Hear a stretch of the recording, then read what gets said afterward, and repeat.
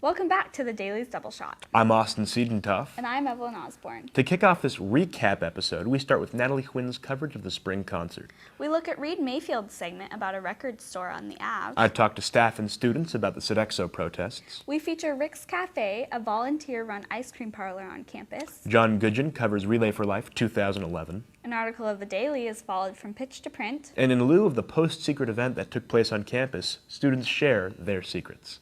All coming up on today's Double Shot. Ooh, what is that? Chinese. Yeah.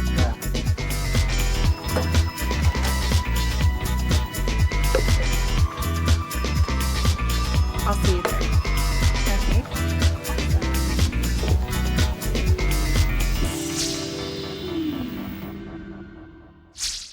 Hey, remember the spring concert that happened on campus a couple weeks ago? Yeah, the one hosted by ASUDub Arts and Entertainment. Let's watch it again. ASUDub Arts and Entertainment held a spring concert for the second time. The event was held at Rainier Vista with Mike Posner, Clips, and our very own husky, Soul. We talked to Ryan Trinidad, the ASUDub Arts and Entertainment concert coordinator, to learn more about ASUDub Arts and Entertainment and the spring concert. When they see our events, they think it's just mainly AD that does all this stuff, but that's not true at all. Like, a lot of our events are just a lot of student ideas based. Like, I could decide my favorite artist, but if he's not cool to 5,000 kids, he doesn't really matter. For A&E, I think that's what our main job is to try to figure out what students want, and as many students as possible would go to our events. It's kind of our main goal. ASUDub also asked Soul, a rising hip-hop artist and student of the UW, to perform for the spring concert. Soul has been making hip-hop for more than 10 years. I probably got into hip-hop just from listening to the music that I grew up around. I felt like I had something that I wanted to say, and started making music at a young age. But there's nothing really like playing in front of the home team, so to speak, and playing for a lot of my friends, a lot of my peers, but also a lot of classmates at the UW that have never heard of me before. With hip-hop, I've met so many different types of people, but the one common thing is the love for music. Whether they're fans or peers that I make music with, we all share the same passion, and it's a really deep connection. Some of the coolest people that I've met in my life, I've met through music. Ryan Trinidad tells us the most rewarding aspect of his job. The magnitude of what our events can do on campus is crazy to me. A lot of kids will remember the events that we put on. Like, you're not going to remember every book you read or every midterm you had, but you're definitely going to remember when Mike Posner came and threw off his jersey kind of thing, you know? Just because it does give them that outlet to have a very memorable experience here on campus. People were like, yeah, that was one of the best days of my life. I was just like, whoa, that does it for me. To follow upcoming events, visit the ASUDub A&E Facebook page at www.facebook.com/asudub.ae. Next up, we look at another of our past stories about music. Are you thinking what I'm thinking? If it's that we're about to show our Mossy Bottom Records segment, then yes. Yep, let's watch it again. Music is dynamic and has undergone rapid changes in both style and purpose due to technological advances. The transition from vinyl to digital media allows listeners to enjoy music with ease and portability. But there are those who disapprove of newer digital forms, claiming music has lost something essential in the transition. Mossy Bottom Records, located within earshot of the Ave, is proof that vinyl records are still a viable way to listen to music. Nicholas Gorfkel is the owner and self-titled musical historian. These days people listen to music more on headphones and in cars, and so the formats that, like MP3s and stuff, they're made to sound good at an very up close range, whereas records were made to be able to dance floor in a house, on the radio, places where people really want to rock out and possibly dance. The collection of records is diverse, containing music from every genre imaginable, even some from around the world. Most of this music never made the transition to digital. Without vinyl, these artists and their music would be lost. People are playing music, it's alive. It's not just the Billboard charts and the radio. For those uninterested in the history of music, vinyl has something else to offer. It's great if you're hanging out drinking beers and stuff to have a record player on and to be able to really feel the music like the band is actually there, like Jimi Hendrix is actually there. Where the CDs, it's just like, it sounds like he's actually there till you turn it past a 3. Technically speaking, the vibrations of the needle and cartridge on a turntable work with the preamplifier to produce something called even-ordered harmonic distortion, which is perceived by the human ear to sound warm and rich. This phenomenon is lost with the CD or MP3 player. If you go to a thrift store and just buy some old turntable and some old speakers, don't even test them. Even if it has an old beat-up needle on it. Put on a scratched-up Zeppelin record that's like covered in wear, put it in a room, you know, with hardwood floors like in your house or whatever. Turn that on and you're gonna get this sound quality that's just gonna blow you away. The store has everything someone needs to start enjoying records. Pick out a few that look interesting, buy a turntable and speakers, and you're on your way. It's like a piece of art, and you know, if I was buying a Picasso, I wouldn't want a pocket-sized little travel Picasso. I'd want something that I could really enjoy in my home. So if you love music and want to elevate your listening experience, give vinyl a try.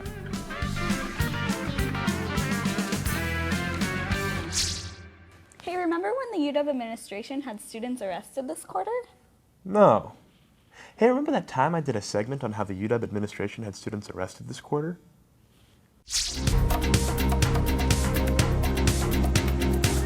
On Wednesday, May 11th, students performed a sit-in in the president's office in order to achieve an audience with President Phyllis Wise concerning Sodexo. Sodexo, a company that runs concession stands in Husky Stadium, has been accused by students and several organizations of human rights violations. That same day, the protesters met with Administrator Eric Gottfried, but refused to leave until they met with President Wise. Eventually, after 6 hours of protesting, 27 students were arrested for trespassing. We had the opportunity to speak with several of those students at a rally at the Board of Regents meeting the following day. Today, the Board of Regents were meeting with Wise present, and because she refused to meet with students yesterday and rather had them arrested, we had to come out here and we asked her straight on, why did you arrest 27 students instead of trying to talk to them? Sodexo is a food service provider. In the U.S., it's one of the largest collegiate food service providers. They're the 22nd largest employer worldwide, and they are a toxic company. And I don't think that my university, which I'm really proud of, and who should be a leader in social responsibility, should be doing business with them. The students eventually entered the meeting and had a dramatic dialogue with President Wise. And I hope that that will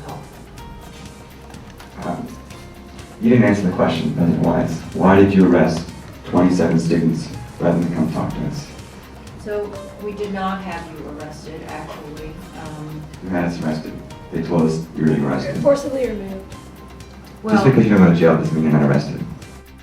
Later that day, the protesters sat in en masse in another meeting to have a discussion with President Wise and the Board of Regents.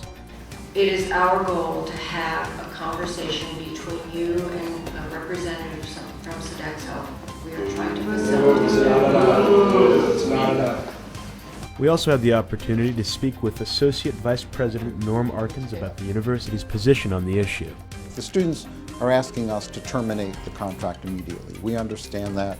We understand their passion. We understand that they think we just need to sever the contract because the claim is that Sodexo is not a good corporate citizen and we should not be doing business with a company whose values are not consistent with the university's. Our response is we need to try to ascertain if in fact Sodexo is really not a good corporate citizen where it operates in other parts of the world. If that were the case and we became convinced that were the case, then we would reevaluate our relationship with them. But right now, we don't feel we have enough information to do that. And we need to be a good business partner with companies we do business with. Since the May 11th protests, more rallies, dialogues, and protests have occurred. Another sit-in at Athletic Director Scott Woodward's office resulted in 13 more arrests. The university continues to investigate Sodexo, while the protesters continue to push the administration to cut the contract. Only time will tell how the matter resolves. If you'd like to find out more, you can go to kickoutsodexo.usas.org. Wow, Sodexo really has those students riled up. You know, when I get frustrated, I like to eat ice cream. They could go to Rick's Café. That is my favorite place to eat on campus. I remember you helped me eat the Indecision when I filmed my segment about them. Are we going to roll that segment again? Yes, we are. Let's take a look. 4 nights of the week, students fulfilling late-night cravings can more often than not be found at Haggett Hall's Rick's Café, one of the best-kept secrets on campus. Rick's is a student-run, classic-themed ice cream parlor with a volunteer staff that thoroughly enjoys their work. Considered by many as one of the most inexpensive dining facilities on campus, Rick's offers a single scoop of ice cream for just $1, along with a variety of other food and drink. We talk to volunteers and coordinators and take a look at what goes on during a typical Thursday night. It is all volunteers, no one gets paid, there's tips for the volunteers. We have super cheap prices and it's just a good, relaxing, hangout place for people. Nobody gets paid, everybody just volunteers, and it's really just time that we could be spending doing homework and stuff, but we all really enjoy what we do. We don't really make profit off of what we're selling. It's really, our establishment is a service to the students at UW, and we just want a cheap alternative for people to have a good time and something good to eat. So it's a lot of fun. You get to hang out with your friends, you get to serve ice cream, we get to eat ice cream, and it's just a really fun atmosphere. There's music always going, it's usually really loud, and there's games that you can play, so it's a lot of fun. I think it's just really a good way to get to know your community, and I've got to know a lot of volunteers through it, and it's just a really fun place to go, and so I just really like the people I get to work with. I enjoy it here just because everybody just enjoys everyone else's company. So. Rick's Café serves not only an array of different ice cream flavors, but also milkshakes, cookies, and espresso drinks.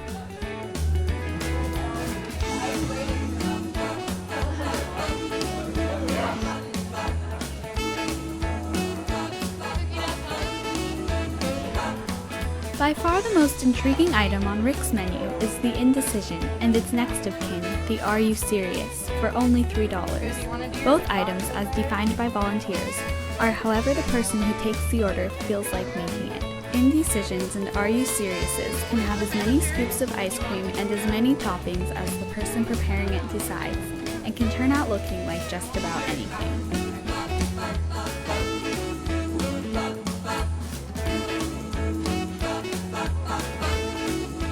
Mainly North Campus Residence Hall students are attracted, along with many regulars, but the ice cream shop also sees students from the Greek community, alumni, and even professors.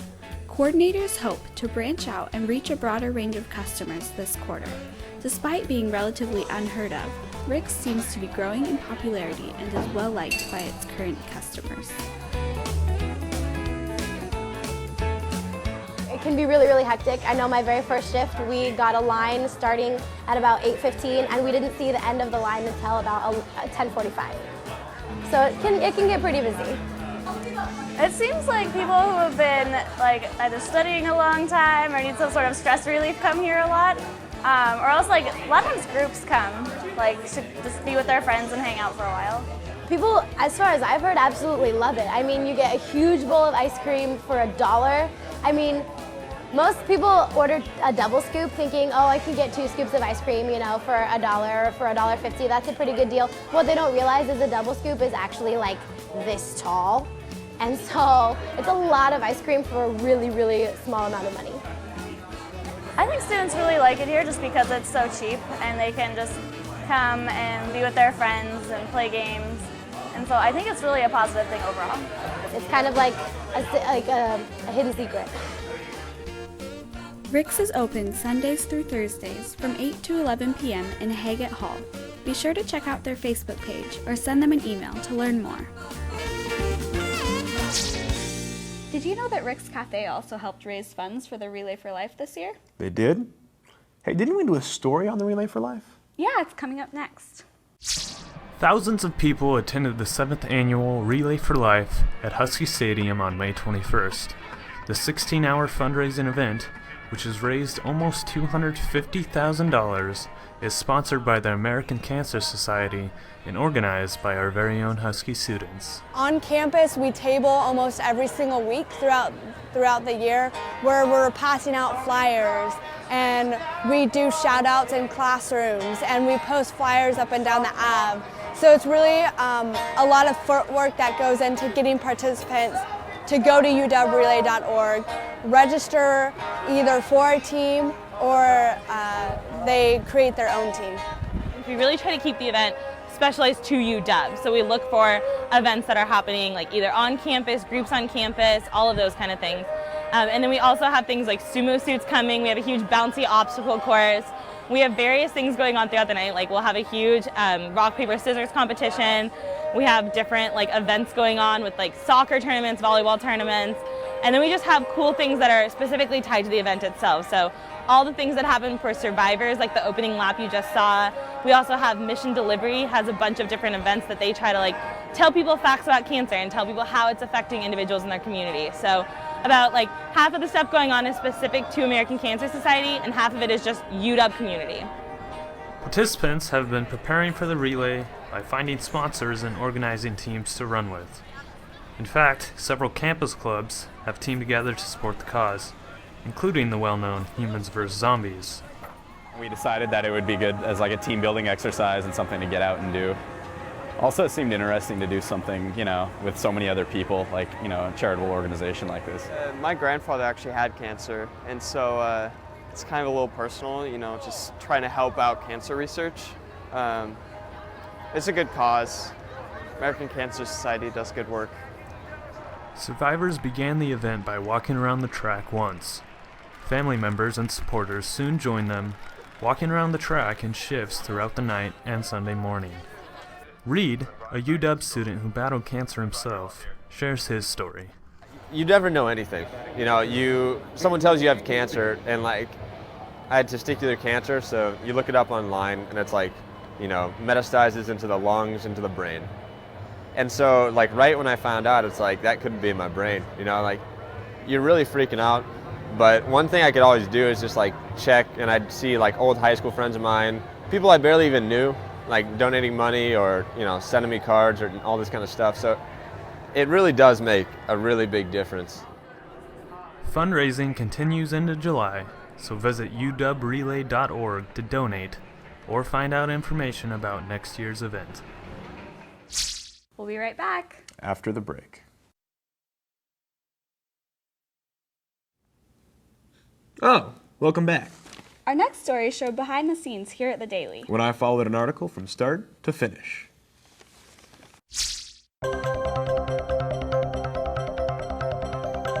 Inside the communications building, there is a room.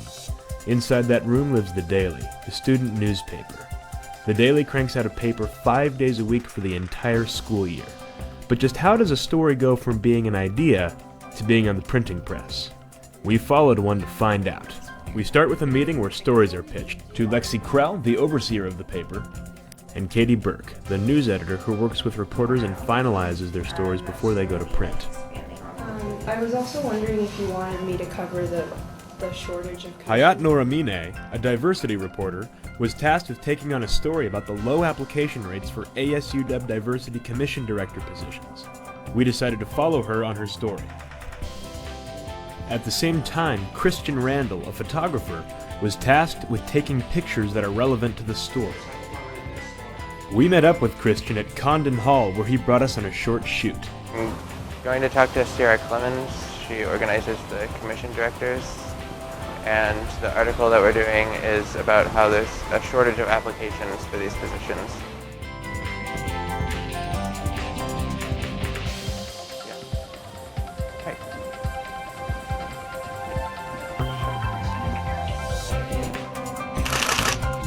Easy shooting. Meanwhile, Hayat invited us to her room in the dormitories where she would be conducting her over-the-phone interviews with several individuals working in ASUDub. Yeah, I'm not quite sure where the story is going right now. It kind of depends on where this interview goes. So hopefully I'll get to see what's important by what she talks about. Sometimes I just prompt the person to talk a lot and try to see if there's something important there, but I'm kind of focusing on what it means to the quality of diversity in ASUDub. Is this kind of the same thing for all 8 commission directors? Haggett and Christian brought their work back to the daily newsroom in order to talk over it with their supervisors, have it edited, re-edited, and looked at a third time. So right now I'm working up photographs for the paper. First we make the web version and then we process it to print on the newsprint. And once I've finished with this, then the photo editor will go through and make sure he approves the pictures, and then it will go through to design, where it will be put onto the page itself. Luke Springer, the photo editor, sorts through Christian's photos and selects the one most fitting for the story. Luke also has the task of training his photographers and assigning them to shoots. At the same time, across the room, Haggett reviews what she has written with Katie, the news editor. But then you never give the context or the required information saying how they're going about doing that. When they come in, I typically sit down with them and we edit their articles, and usually we go for articles that interest people but also affect people the most. And after that, I send it off and the rest of the newsroom takes care of it. Haggett's article goes through several levels of editing before it's ready to go to a placement meeting. At placement, Lexi Krell, the editor-in-chief, reviews the good and bad of that day's paper with the editors. Then the stories, including Haggett's, are assigned to a part of the paper. Finally, Haggett's article and Christian's photograph are passed on to Lauren Bescher, a designer who will consolidate the layout of the story. As a designer, I'm the last person in the process, and so once the story goes through the editors and in copy and everything, comes to me, and then I am the last person, so I put everything on the page. The paper is then sent out to Pacific Publishing, a printing press in South Seattle, and distributed to students the next morning. So the next time you pick up a paper, remember what it takes to have this component of our student voice.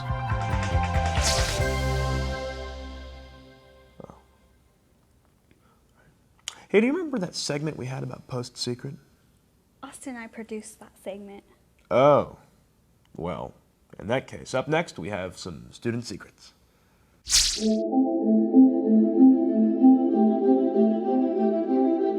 PostSecret, an art project to which strangers anonymously mail in secrets written on handmade postcards, recently came to the University of Washington. Secrets are mailed to Frank Warren, the project's creator, who posts many of them online and has published even more in his books. Frank tells us more about PostSecret and the motivation behind the cards. I think some people want to get something sexual off their chest. Other people want to find a way to reach out to someone who's no longer in their life. Maybe become more self-accepting. I think some people share a secret as a way to better understand difficult feelings that they're struggling with, or maybe better understand someone else who is an intimate part of their life. Frank reads and keeps every single secret he receives, amounting to over 500,000 to date. Keeping 500,000 secrets may seem like a burden, but he views it as a way to gain insight and a deeper understanding of others. I appreciate the secret lives that people have, the invisible connections that we share, an understanding of how many extraordinary stories are happening all around us all the time that we don't get a chance to see. It makes life more interesting. Frank also travels around the country to talk about the stories behind the postcards and asks audiences to share their secrets. He most often visits college campuses and prefers speaking to students than to other groups. I feel like students are at a point in their lives where they're more vital, they're more interested than everyday people in what's true and what's bold. And they're not married to an identity. So they can really ask those more exploratory questions about who they are and what's the truth.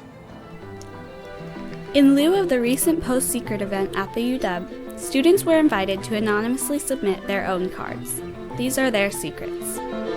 Roses are red, violets are blue. You're obsessed with poetry, and I'm obsessed with you. I get diarrhea every time. I'm afraid to fail because of what other people will think. I have fallen in love in 2011, and I'm too scared to tell him. All the toilet paper at my house is stolen from UW bathrooms. It's such poor quality that I'm gonna have to start buying my own soon. Budget cuts. I can't stop thinking about you. What happened couldn't have meant nothing to you. We all have secrets, whether or not we realize them. PostSecret has taught me there are two kinds of secrets, the secrets that we keep from other people and the ones that we hide from ourselves. People's interior lives are fascinating and important, and the more we can share those stories, the more other people who have similar stories feel less alone or isolated. Secrets can be mailed to 13345 Copper Ridge Road, Germantown, Maryland 20874. PostSecret is an ongoing project visible at www.postsecret.com. Well, that about wraps up spring quarter. It's been a good quarter. Yes. Yes, it has. Evelyn, I'm going to miss you. What if I never see you again? Austin, we'll be back fall quarter. Oh. Of course we will. I'm Austin Siedentoff. And I'm Evelyn Osborne. And we'll see you next time on the Daily's Double Shot.